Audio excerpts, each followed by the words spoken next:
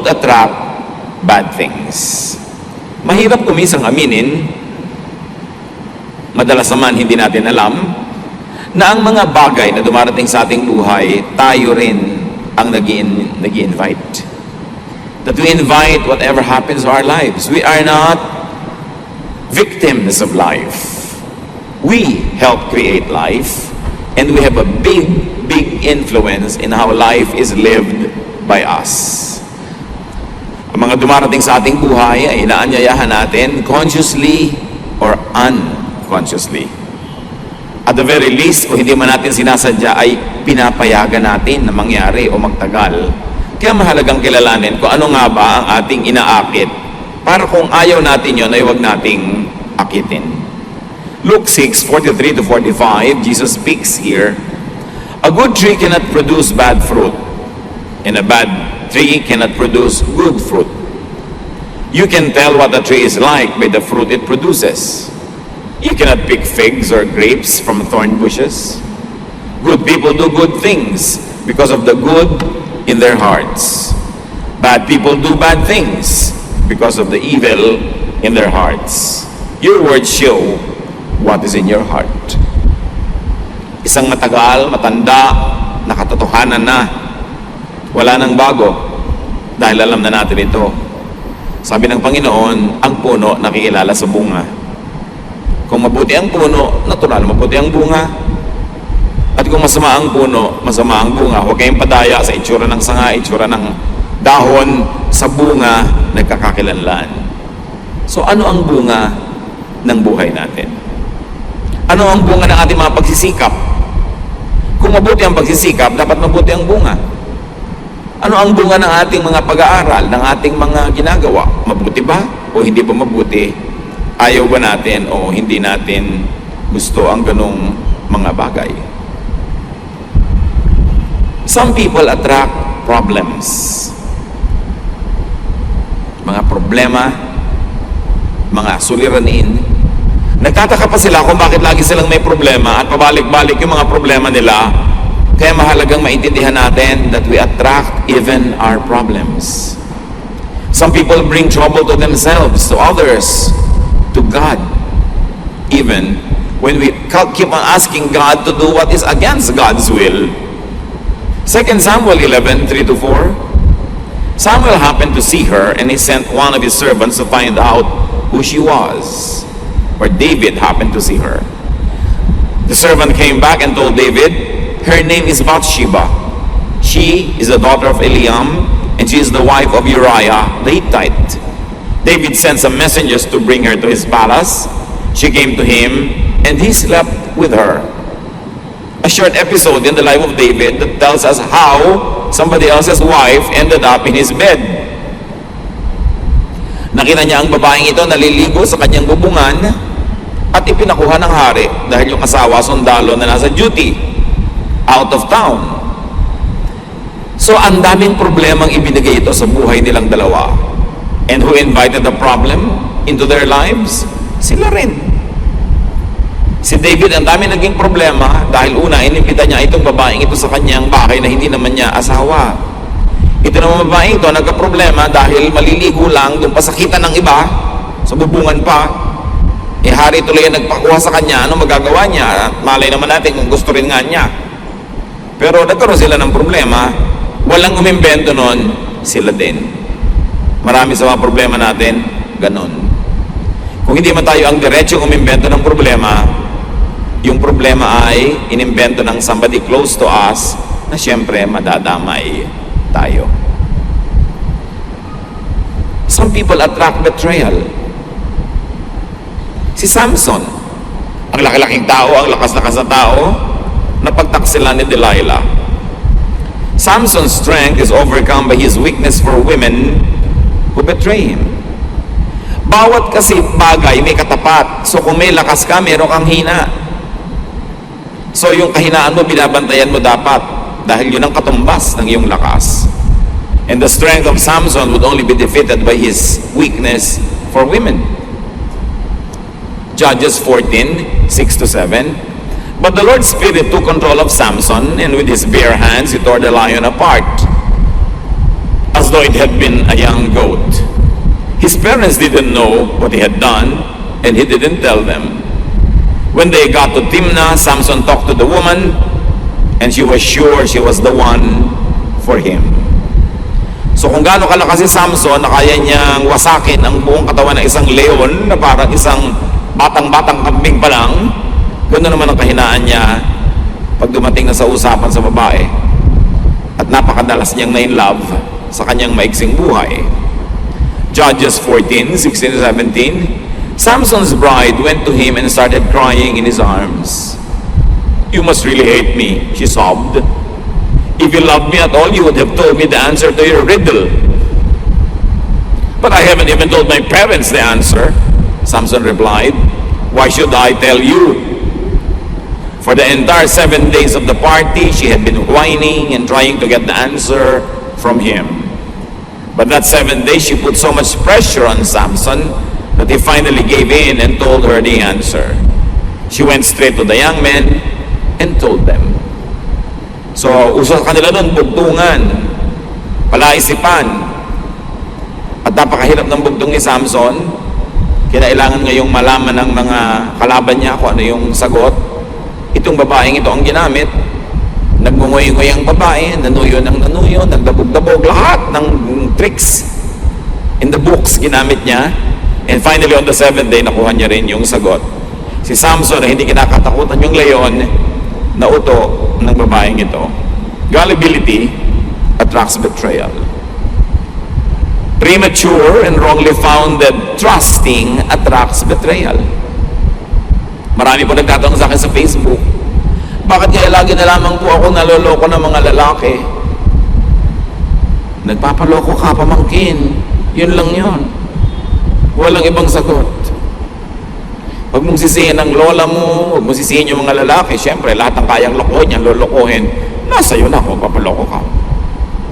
Huwag ka magtaka. Pag paulit-ulit ang problema, ikaw ang gumagawa nun. Masakit aminin, pero habang hindi yan hinaharap at inaamin, hindi mo malulutas ang problema mo. Magpapaulit-ulit. Bakit po kaya lagi na lang kaming nalulugi sa negosyo? Kahit anong simula namin, nalulugi. Look at your techniques, look at your ways. Mapagtiwala kayo sa mga umuutang na hindi magbabayad, mapagtiwala kayo sa mga empleyado magnanakaw. In other words, hindi pa dapat magtiwala, nagtitiwala ka na. Nadadaya ka tuloy. Some people attract loss. Kahit anong gawin nila, lugi ang ending. Lagi silang nawawalan, natatalo, nadadaya. Some people attract misfortune or failure. To the servant who was given 1 talent, sa kwento ng Panginoong Jesus, mayroong servant na binigyan ng 5 talents, mayroong binigyan ng 1 talent or 5 certain unit of money, at dito sa isa, 1 unit lang, konti, nabawi pa yon. Matthew 25:26-27. The master of the servant told him, "You are lazy and good for nothing. You know that I harvest what I don't plant and gather crops where I haven't scattered seed. You could have at least put my money in the bank so I could have earned interest in it." So may pinagtiwalaan ng malaking kapital at may pinagtiwalaan ng konti. Yung konti na lang nga ang pinagkatiwala sa kanya, wala pa nangyari, hindi pa niya naparami, hindi niya napaunlad, binawi sa kanya, and he fell out of grace. So laziness, disloyalty, complaining against your master could actually be your loss. Bakit maraming empleyado nagrereklamo kahit alam po saan ako pumunta, natatanggal ako. Kahit alam saan ako pumasok, hindi ako napopromote. Tuwing may tanggalan, ako una sa listahan. Bakit? Ano yung daladala mo kahit sa kanamamasukan na nangyayari yun? Bakit lagi ikaw nalulugi, natatalo? There must be something about you, something about your behavior, your style, that attracts this kind of life and lifestyle, and even mga sabit sa buhay na ayaw mo. Now, there are some people who attract accidents. Pag may nahulog sa motorsiklo, siya na naman yun. Pag may bumangga, bidadrive, siya na naman yun nagdadrive. Pagka merong nawalan ng cellphone, siya na naman. 5 cellphone na nawawala. Promise, mawawala ika-6. Paulit-ulit.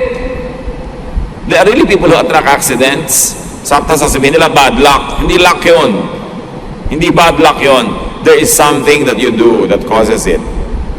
Halimbawa, ayaw mong mahulog sa bintana, huwag mong gagayahin si Eutychus, Acts 20 verse 9. A young man by the name of Eutychus was sitting on a windowsill.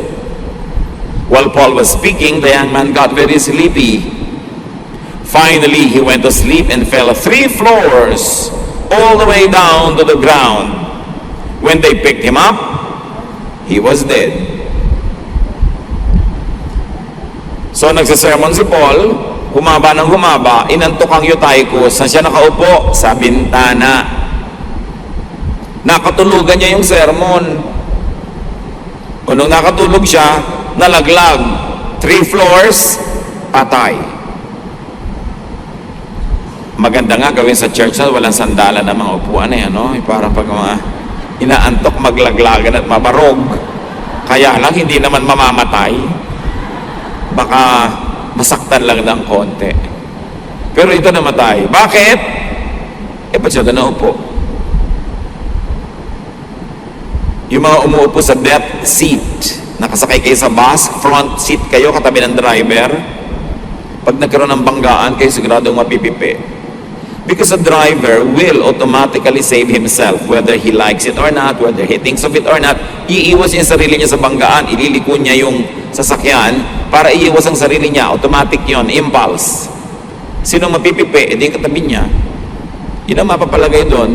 Kaya madalas yung nakaupo sa front seat, kahit sa kotse, pag nagkakaroon ng aksidente, yun ang malalaang tama. Bihirang-bihira naman kasi yung sa gilid ka tinamaan o sa likod.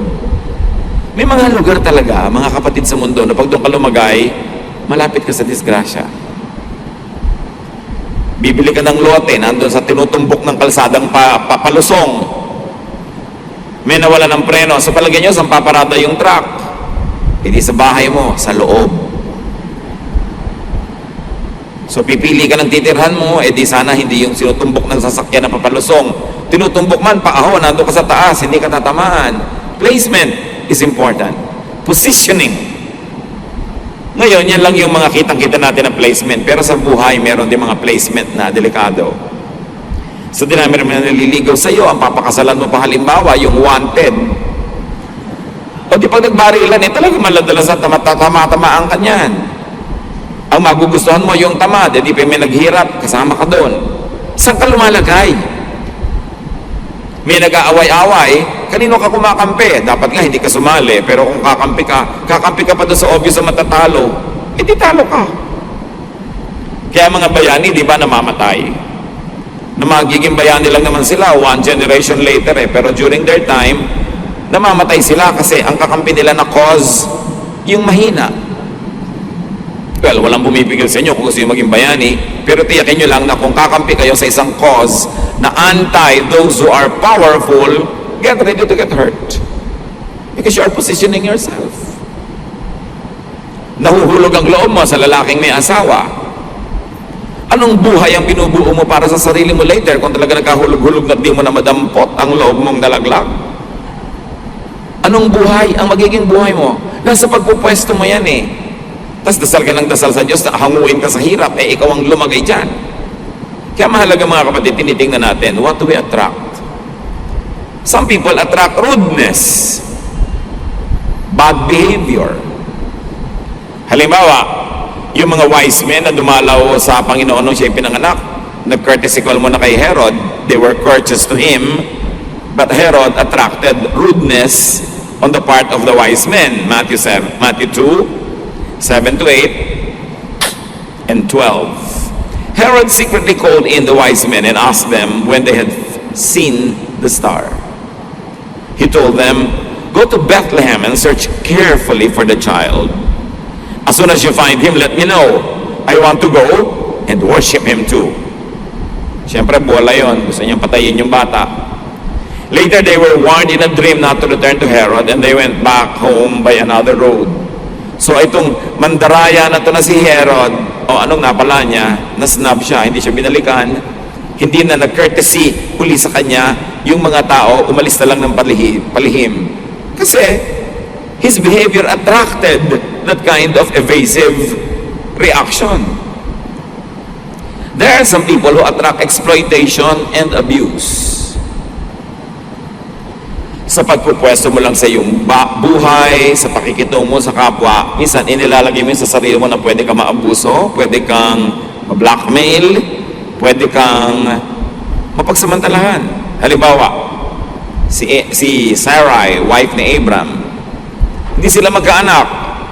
So naisip niya, sabihin sa asawa niyang lalaking si Abram, anakan yung katulong nila na si Hagar. Hindi ka magkaanak.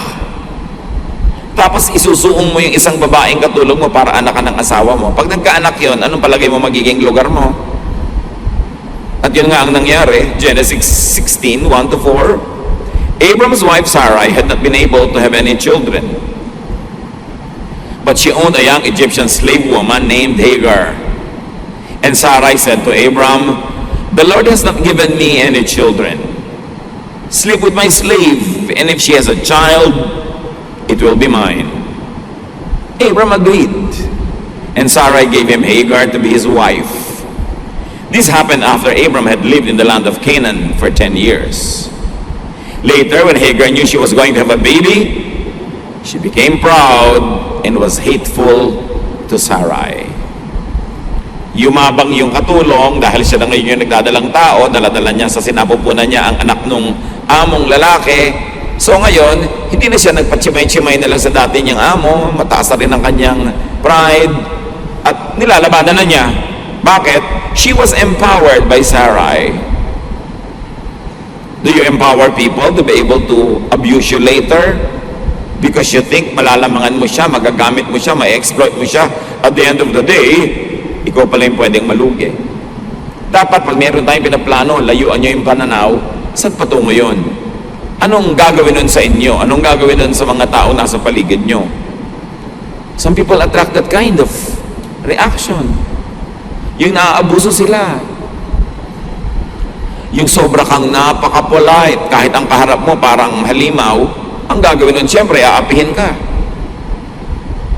Hindi ka nagre-reklamo, kahit pwede ka nang magreklamo at dapat ka nang magreklamo, siyempre dadagdagan pa nila yung mga pag-aabuso sa iyo.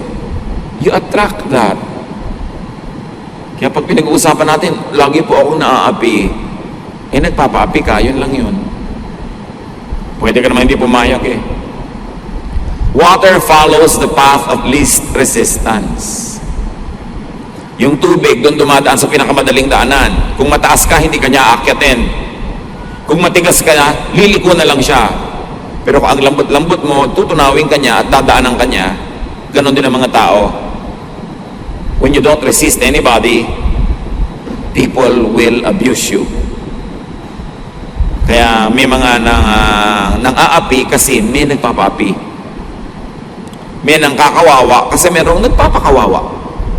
Nasa iyo rin yun. Kung itutugon mo lang sa pang-api sa iyo, iiyak. Lalong lumalakas ang loob ng nang-aapi pag nakakakita ng luha. Because it makes them feel powerful. So merong pinagpapakitaan ng luha, yung mga mabababa rin ang loob at mababait din, nababagbag ang loob. Pero pag ang pinakitaan mo ng luha, isang matigas ang loob, lalong lalakas. Lalo kang kakawawain. So pipili ka. Kanino ka nagpapakita ng soft side mo at ng hard side mo rin. Some people attract rebuke. Singit ng singit, sapat ng sapat sa usapan, hindi naman alam ang topic, hindi naman siya expert, magsasalita, napapahiya tuloy, nakakatanggap ng pagtutuwid. Kung minsan may kasama pang parusa, halimbawa si Pedro. Mark 8:31-33, Jesus began telling his disciples what would happen to him. He said, "The nation's leaders, the chief priests, and the teachers of the law of Moses will make the Son of Man suffer terribly. He will be rejected and killed. But 3 days later, he will rise to life." Then Jesus explained clearly what he meant. Peter took Jesus aside and told him to stop talking like that. But when Jesus turned and saw the disciples, he corrected Peter. He said to him, "Satan, get away from me. You are thinking like everyone else and not like God." Kapedrong-pedrong tao mo, natawag kang Satan kasi nagsasalita ng hindi nag-iisip. O nag-iisip man, hindi naman niya pinag-isipan kung ano yung pinanggagalingan ng kanyang kausap. Yung pinanggagalingan lang niya, ang inintindi niya, at akala niya, tamang-tama na siya. Mali. Gaano karaming beses po tayong nahihiya, napapahiya, nasosopla, kasi pasok tayo ng pasok sa usapang di naman natin naintindihan. So we attract it. What makes people attract bad things? Tulad sa mga nakita natin mga halimbawa, it is possible that we attract negative and bad things because of self-promotion. Nagmamagaling, nagmamataas, nagmamalaki. Luke 18:11-12, the Pharisee stood over by himself and prayed, God, I thank you that I am not greedy, dishonest, and unfaithful in marriage like other people. And I am really glad that I am not like the tax collector over there. I go without eating for 2 days a week, and I give you 1/10 of all I earn. But actually, this man was rebuked. So, salamat na lang po at mas banal ako kaysa dito sa kabilang taong katabi kong nagdarasal din. Self-promotion. When you always self-promote, you will soon be rebuked. You will soon be corrected. You will be cut down to pieces. Mas mabuti na ikaw ay nagpapakumbaba at itinataas ka sa dapat mong kalagyan kaysa nagmamataas ka at ibinababa ka dahil hindi ka bagay doon sa lugar na pinipilit mong puntahan. Pupunta ka sa isang handaan, uupo ka agad sa presidential table, tapos tatawagin ka ng usher, ililipat ka sa likod, sa malayo, yung pala doon ka dapat. Kung talagang bagay ka naman sa presidential table, kahit maupo ka sa labas, hihilahin ka pa nila papasok para mapalagay ka sa presidential table. Hindi mo dapat ina-appoint yung sarili mo, hayaan mo sila.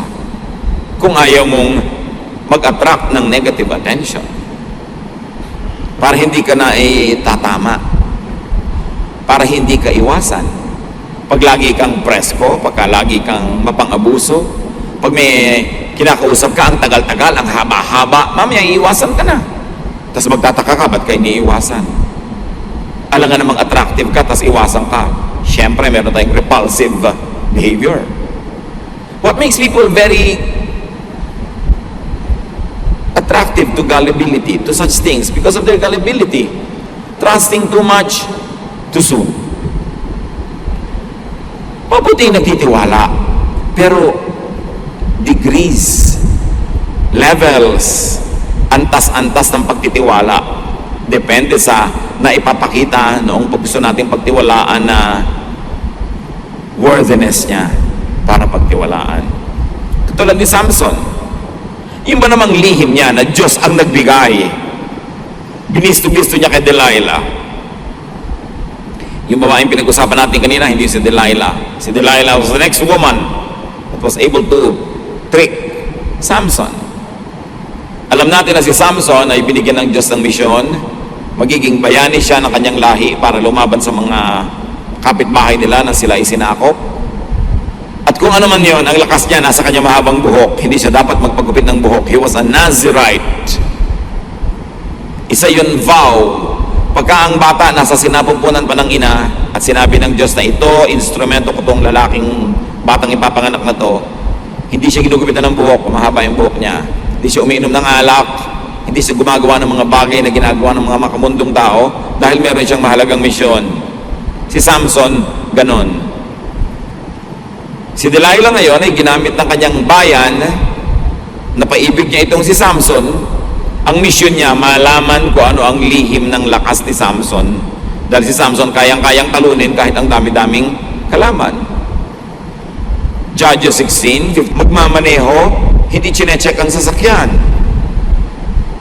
Diba sabi nila, bago ka umalis, kailangan i-check mo yung blow bag, brakes, light, oil, gas, diba? Battery. Tanong pa yung G, may dalawa pang kasunod dyan. Diba? Dapat chinecheck mo yung sasakyan mo. Ngayon, kung ikaw meron akong kilalang tao, sasakay lang siya ng jeepney, tinitingnan niya muna yung mga gulong ng jeepney kung kalbo na. Siyempre, kung wala ng thread yung jeepney, masyadong kalbong-kalbo na yung gulong, chances are baka sumabog yung gulong. Kamakailan lang, may nabalitaan tayo, sumabog yung gulong, nagulog sa bangin yung sasakyan, ang dami namatay. So, mag-iingat ka. Kung hindi man sa kapabayaan mo, kapabayaan ng kapwa, huwag mo ilagay yung buhay mo sa kanilang mga kamay. Proverbs 14:17, fools have quick tempers, and no one likes you if you can't be trusted. So a quick temper, that is recklessness. Yung andali mo magalit, andali mo makipag-away, paano kung mainit din ang ulo na nakaaway mo at may baril siya, o may laseta, o may blade, napapahama ka. Hindi yan basta ginaganon-ganon lang. Hindi mo hawak ang kalooban ng iyong kapwa na akala mo laging makakaya mo siya. Esther 3:5, Haman was furious to learn that Mordecai refused to kneel down and honor him. And you know, this Haman planned a very complex plot para makipaghiganti siya kay Mordecai. Pero kabaligtaran ang nangyari, siya ang nabitay. He paid with his dear life for his recklessness in choosing his enemy. Alam nyo, you should choose your enemies. Una, dapat wala kang enemy. Pero let's say na hindi mo kaya yon at may enemy ka, don't choose an enemy that you cannot defeat. Huwag kang emosyonal. Pag matatalo ka rin lang, huwag ka naglumaban. Ba't ka lalaban ang hindi ka mananalo? Kaya akala ng iba, si Jose Rizal was anti-revolution at ayaw ng kalayaan galing sa Spain. Pero pag binasa mo yung manifesto niya nung nakakulong siya sa Fort Santiago at sumulat siya ng manifesto that the Spaniards think was condemning the revolution, it was not true. Sabi ni Rizal, walang kwenta ang himagsikang hindi maipagwawagi. So ibig sabihin, mananalo ba kayo? May armas ba kayo? Trained ba kayo? Kasi kung hindi, huwag muna. Mamatay lang kayo niyan. Tell me mga kapatid, bakit ka lalaban sa kaaway mo na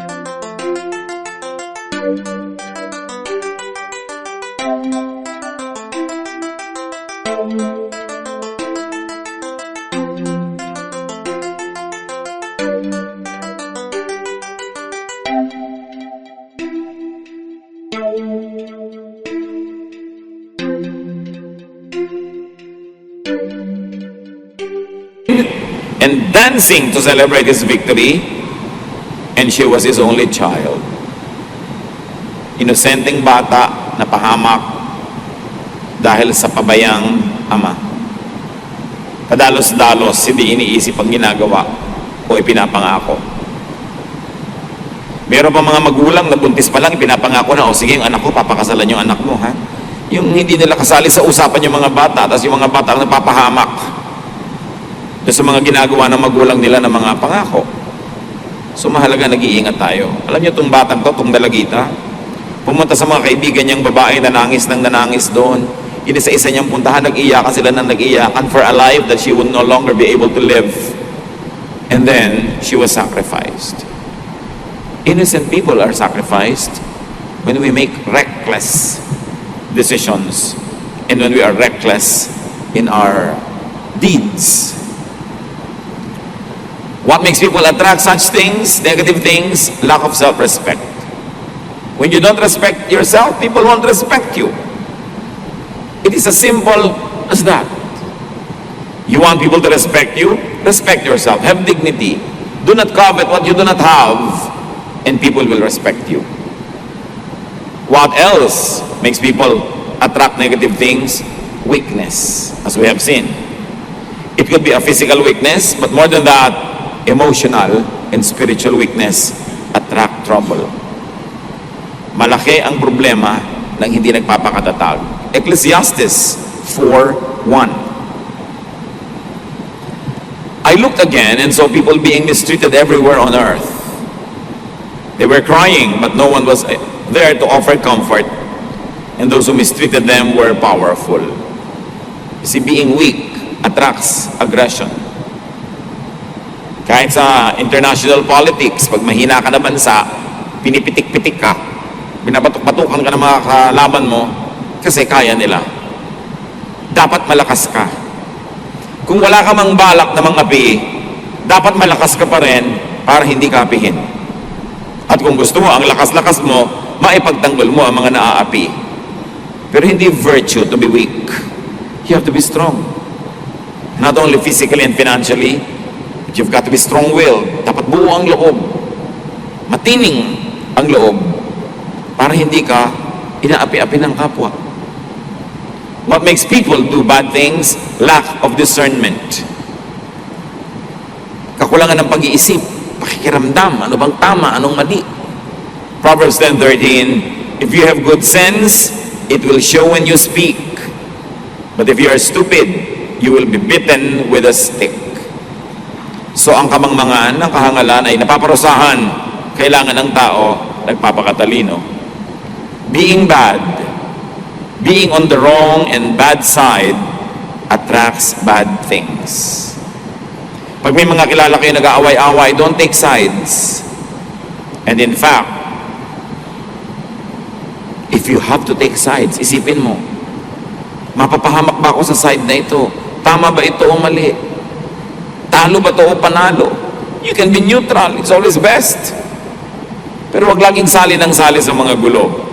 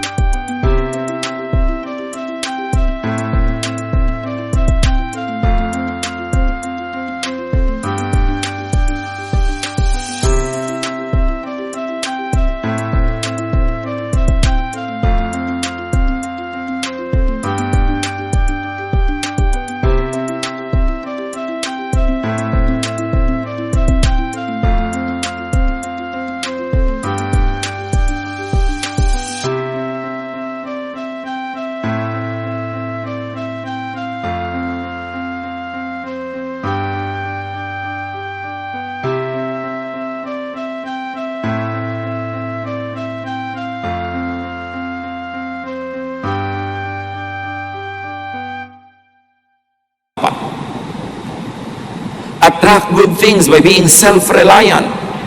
Pag masipag ka, you work well, you work smart, you will attract good things in life. It is the rule of life. Proverbs 2:12, wisdom will protect you from evil schemes and from those liars. So again, pabalik-balik ang turo sa atin ng Bible, be wise. Don't be foolish. Foolishness attract poverty. Foolishness attract danger. Foolishness attract trouble and pain and sorrow. Be wise. Proverbs 4:5-6. Be wise and learn good sense. Remember my teachings and do what I say. If you love wisdom and don't reject her, she will watch over you. Magpakatalino. Kung pabalik-balik po ang mga negative things happening in our lives, hindi yun malas. Yon ay manufactured by you. Whether you know it or not. Whether you agree or not. Hindi ka nilikha ng Diyos para ipaapi sa mga elements. Binigyan tayo ng will. Binigyan tayo ng kakayahan na piliin ang landas sa ating tatahakin. Most of the time, it is you who cause your own trouble. Or at least others cause it and you allow it to bother you. Or you are so close to people who create troubles that you cannot avoid na madamay. In that case, konting distansya, lumayo-layo ka. Pagka ang isang tao ay alam mong masasagasaan ng truck at siya ang nagpapasagasa mismo, ba't ka naman makikipag-holding hands? Hindi nasagasaan ka rin. Be wise. Know what you don't like. Know who you don't like and don't attract them into your life. Don't invite them. Meron tayong kakayanan, even the devil